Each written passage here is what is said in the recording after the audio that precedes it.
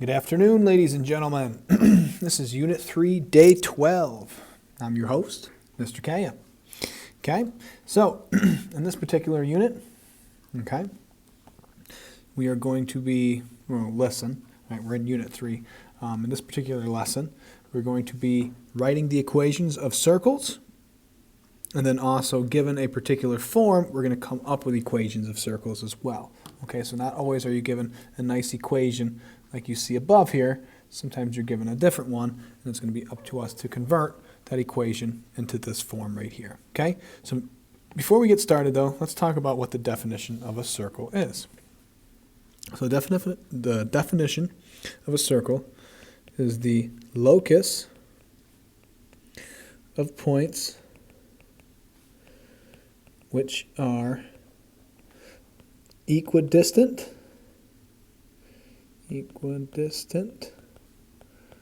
from a center point. Okay? And locus just means the set of all points. Okay? So it's just a fancy way of saying the set of all points which are equidistant from a center point, right? Not too surprising there for a definition, right? We know that the circle, as you look below, okay, this point right here, this distance right here was going to be the same as if we had this distance right here, or maybe this distance right here, okay? It is a collection of points that are equidistant from this centerpiece, okay? So, that being said, okay, let's start talking circles. Okay, so the first one, the one on the left, is a circle whose center is at the origin. Okay, so this is what the general form of the equation looks like. Okay, so let's take a look at what we have here down below. Okay, so our example is a circle with a center at 0, 0. Okay, and has a radius of 4.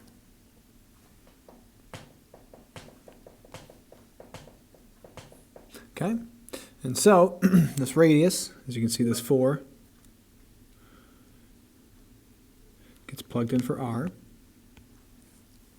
Okay, so that's where we get the 16 from, and then these points right here, I'll explain a little further. Okay, so this is the equation of a circle with its center at the origin.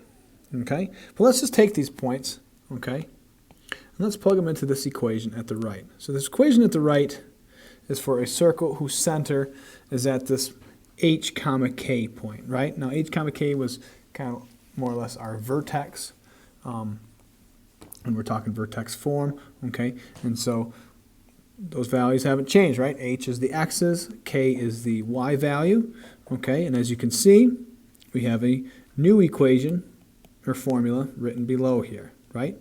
And so, let's see if, well, just for fun, okay, I'm going to stick this origin point into this equation right here, okay? So I'm going to get x minus 0 squared plus y minus 0 squared is equal to, and then our radius again was just 4 squared, right? Okay, well, what happens to that x minus 0? X minus 0 is just x, so that's how we're getting this guy here, right, this x squared. All right, y minus 0 is just y, so that's how we're getting the y squared, and then that radius is getting squared, so that's where that 4 is coming from, okay? And so this formula, okay, actually goes for both, right, in the sense of, you know, we could still utilize this formula here in the top even when we have the origin, right? But what happens is when you have the origin as your centerpiece, okay, it simplifies to this guy right here. Okay? So that being said, right, in this picture on the right, okay, our center is no longer at the origin, it's actually at 2, negative 5. All right, so you want to start with putting that point on there, which they did, 2, negative 5. And that says our radius is 3. Okay, so that means from there to there is going to be 3, from there to there is going to be 3, 3, and 3. Okay, And there is our circle. All right? Now, it's important to point out that when you have a negative, right, what happened to our negative sign in this parenthesis? It became a positive. Okay, so again, you're going to have to be careful when you're placing these things into the formula, because if it has a negative sign, it actually gets switched. So as you can see, we got y plus 5, all right, even though our center is 2 comma negative 5. Okay, so just keep that in mind. All right, but then that's it. That's our equation for this circle. Okay, so that's all we're kind of doing as far as when we're given the formula. All right, it's going to ask you to graph it and then come up with the radius. Okay, and so that is what we're going to be doing, at least in the first 3 problems. Okay, so without further ado, let's head down below. Okay, so it says given the equation of a circle, this guy right here, okay, find the center and the radius. Okay, so the center, right, is going to be, well, it's x minus h squared plus y minus k squared is equal to r squared. Okay, so our center looks like a negative 1 comma 4. Now our radius, right, if r2 is equal to 81, then our radius, we would have to take the square root of that, right? So our radius would just be 9.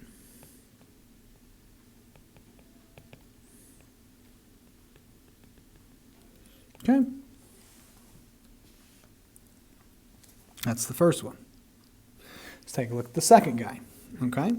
Again, both of these equations, their center is not on the origin, right?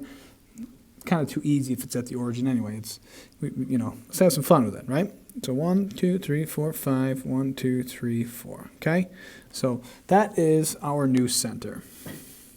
Right? So if we were to come up with the equation for this, it would be x minus 5, I'm laughing, squared plus y plus 4 squared is equal to what? Right? So let me move this over a little bit. Okay, so we're missing what our radius is. All right, and so this is where that next point comes into play. All right, so we want to have a circle with that center, right? That point as the center, but we want it to pass through this point right here. So 1 comma 3. All right, so we want our radius length to be that distance right there. Okay, and so our circle would look something, I'm just making a kind of a sketch, right? It'd be something like this, right? Not great circle, okay? Just a rough sketch. Now, obviously, I'm going to do one better and at least come up with the radius here. But more importantly, okay, how do we come up with that radius? Well, this distance right here is our radius, right? How can we find this distance? Hold on, let me plug my mic back in.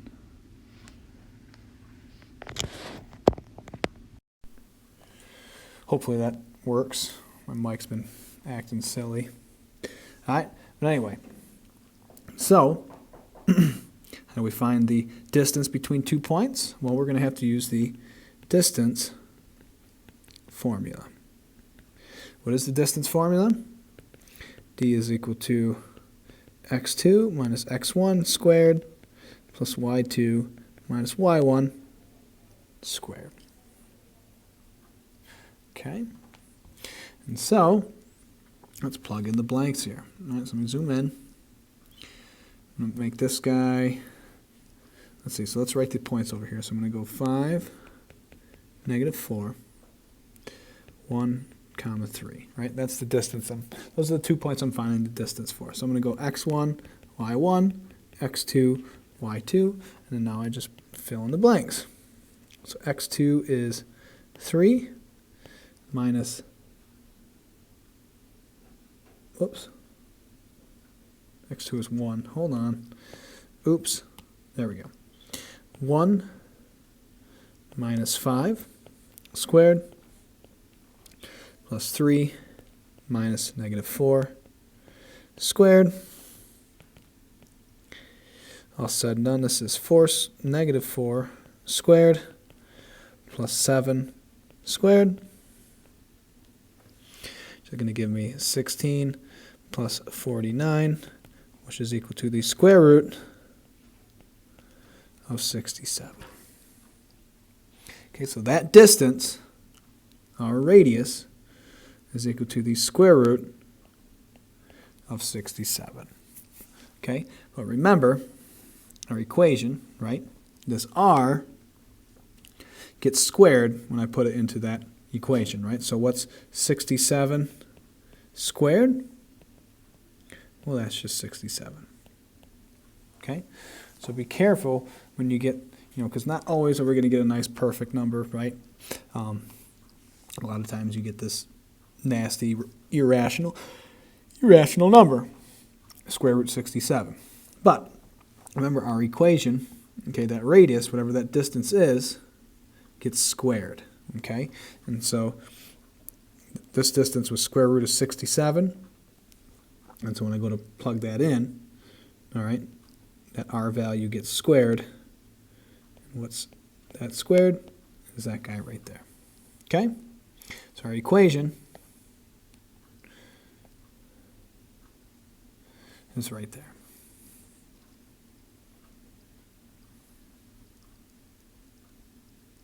Okay. Let's take a look at number 3. Number 3 is not too bad, right? Let's graph this guy. So first we need to come up with our center, right? Well, our center, 2, 3. Now radius, well, r squared is equal to 16. Square root, r is equal to 4. Okay? So here's how we graph this. I'm going to go 2, 3, and then I'm going to go 4 spaces horizontally and vertically. Okay, and by doing so, whoops, it's not going to be a perfect circle, but at least we got a rough idea. See if I can get it. Ooh, look at that. Not too bad. Okay. Anyway, let's take a look at the second part of the lesson. Okay, the general form of a circle. Okay, so as you can see, the general form of a circle, okay, looks pretty awful, if I'm being completely honest, right? What's unfortunate about the general form of a circle is this doesn't give us any information about our radius, doesn't give us any information about our center point, and so it's kind of useless in terms of what we're using it for, or what we're utilizing in this particular lesson. So, what are we going to have to do? So in order to view the center radius, we will need to convert the general form into standard form, which is what we saw up above. And this process, to do this, will involve completing the square, square, not only once, but twice. Okay? And so in this particular lesson, we're going back to our old roots as far as completing the square. And so it involves, well, setting y equal to 0, right, or setting the equation equal to 0, okay, which they have up here, right? They're all kind of general form. They're all equal to 0. And so when you're completing the square, remember when we were solving for it, we had to set it equal to 0. And then our first step was to take our constants to the other side. So while you're doing that, I'm also going to put my x's with my x's and my y's with my y's. Okay, so that's my first step. Now, why would I do that? Why would putting the x's and the y's be significant? Well, like I said in the top here, this process involves completing the square. So, I've got all constants on the other side. Looks like I have a leading coefficient of 1 in front of those. And now I'm just going to complete two perfect square trinomials for this guy here and this guy here. Okay, and so the process, whoa, hit a button. The process is still the same, right? So I'm going to take my b value here, divide it by 2 and square it. So I get 1 squared, which is equal to 1. Over here we get a negative 4 divided by 2 squared. Give me a negative 2 squared, which is a 4. Okay, so give myself some space here. I'm going to go x squared plus 2x plus 1 plus y squared minus 4y plus 4. And then whatever you add to one side of the equation in order to balance out, I need to add that same amount. Okay? So again, I'm still not changing the value of anything. I could still get back to this original equation, okay, which is what we're doing. We're not changing the value of these equations. We're just manipulating it algebraically in order to get what we want. And what do we want? We want this equation in center radius form. Okay, so this guy will factor to an x plus 1. This is going to factor to a y minus 2. And then I'm left with 16. So our center, based off of what we have here, is just going to be a negative 1 comma 2. And our radius, remember, we're going to have to square root this guy. Our radius is going to be 4.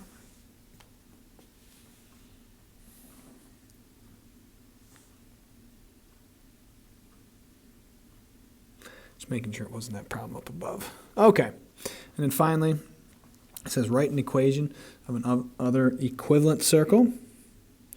Okay, so if you look down below, right, hopefully that kind of give you a hint on what I need to do here. Right, you're basically going to create a dilation. And so what does that mean? Well, I'm going to multiply by something such that it just changes the values such that it just makes them, well, it's going to make our numbers larger, right? But if we were to solve this guy, so it's 3 times 16, 48. If we were to solve this guy, okay, we would have to divide by 3, right, in order to solve it. So this right here is just another equivalent circle in the sense that the equation looks kind of beefed up, right? It looks like it's going to be a lot larger numbers, but the process of solving is still the same. So up here, right, we didn't have to divide by anything because we already had a leading coefficient of 1 in front of that x and y. Okay, unfortunately, right, that isn't always the case, and that's what we have here in number 5. So number 5 would be an example of a dilation, okay, of a much smaller equation like we have here. Okay, and that's why down below we have such larger numbers, and that is why also you see a 4 in front of that x squared and y squared. Okay, and so as far as completing the square, all right, we don't like that, right? We don't like that leading coefficient being larger than a 1, okay? So again, like any dilation, right, in order to get numbers in a manageable, you know, make them smaller, right, make them a little more nicer, I'm going to divide by that leading coefficient, which in this case is a 4. Okay, so when I divide all that, I get x squared minus 6x plus y squared plus 18y is equal to 19. Okay, so what's nice about this problem, at least I had all the x's together. Right, but I hope that makes sense as far as the difference between this equation and then this equation up here. Okay, it's just a dilation. If we were to solve it, though, you get the same answer. Right? We would essentially get the same answer. Okay, so it's an equivalent circle in the sense that it's the same circle, just the equation looks a little more beefed up, right? So we could multiply that by 100 if we wanted to. Not going to, but you can multiply it by whatever number you want, and you'll still get the same, looking circle, except your equation is going to be different. Okay, so anyway, so it looks like in number 5, okay, it looks like that the original equation, all right, was dilated by 4, right, which means that all the numbers, right, were just multiplied by 4, right? We were just giving them larger numbers. That being said, all right, in order to solve it, the solving process is still the same. So, take my b value, which is -6, divided by 2 and square it, so -3 squared is equal to a 9. 18 divided by 2 squared, 9 squared is equal to 81. Okay, so I'm going to go x squared minus 6x plus 9 plus y squared plus 18y plus 81 is equal to 19. Oof. Run out of room. 19 plus 81 plus 9. All right, so now I have a perfect square trinomial. Perfect square trinomial. And so this is going to be x minus 3 squared plus y plus 9 squared is equal to 109. So our center, 3 comma -9, and our radius is the square root of 109.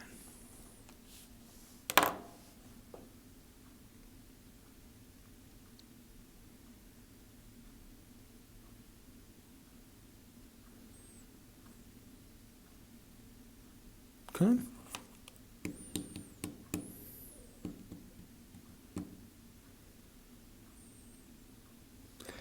Let's take a look at number 6.